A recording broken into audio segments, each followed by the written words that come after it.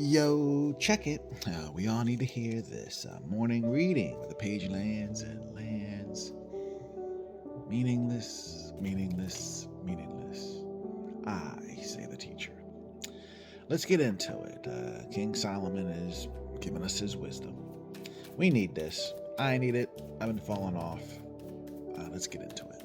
Check it. We're on this walk together.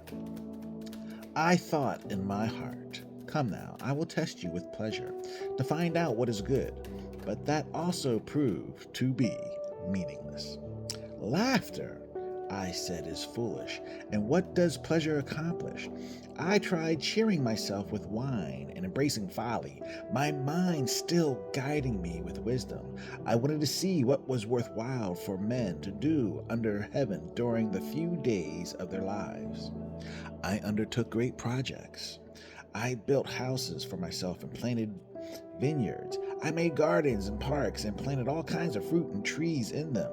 I made reservoirs to water groves of flourishing trees. I brought male and female slaves and had other slaves who were born in my house. I also owned more herds and flocks than anyone in Jerusalem before me.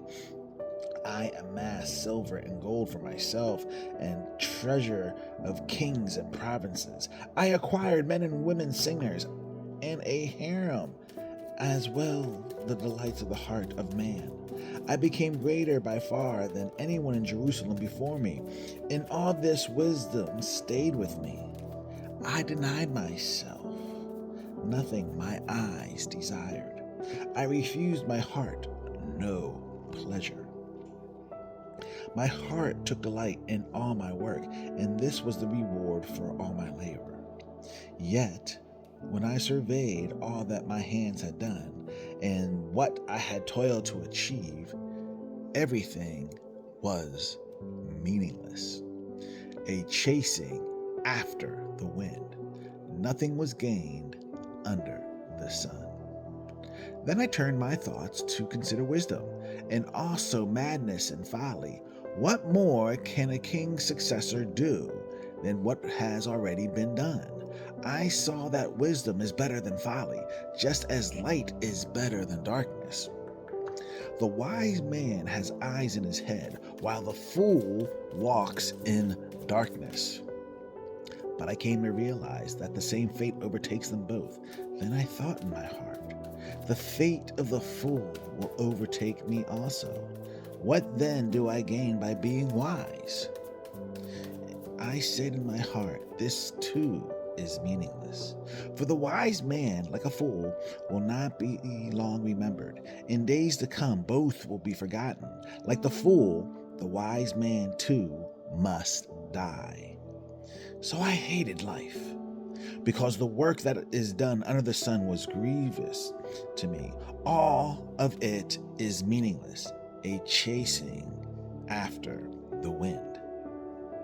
I hated all the things I have had toiled and under the sun, because I must leave them to the one who comes after me, and who knows whether he will be a wise man or a fool.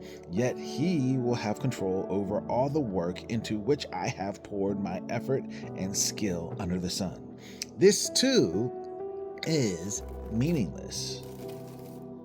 So my heart began to despair over all my toilsome labor under the sun. For a man may do his work with wisdom, knowledge, and skill, and then he must leave all he owns to someone who has not worked for it. This too is meaningless, a great misfortune. What does a man get for all his toil and anxious striving, with which he labors under the sun? All his days, his works, his pain, and grief. Even at night, his mind does not rest. This too is meaningless. A man can do nothing better than eat and drink and find satisfaction in his work. This too, I see, is from the hand of God, or without him. Who can eat or find enjoyment? To the man who pleases him, God gives wisdom, knowledge, and happiness. But to the sinner he gives the task of gathering and storing up wealth to hand it over to the one who pleases God. This too is meaningless, a chasing after the wind. Something to think about, my friends. Give it to God. Take in the air and be bold, and know that God loves you, and I love you too.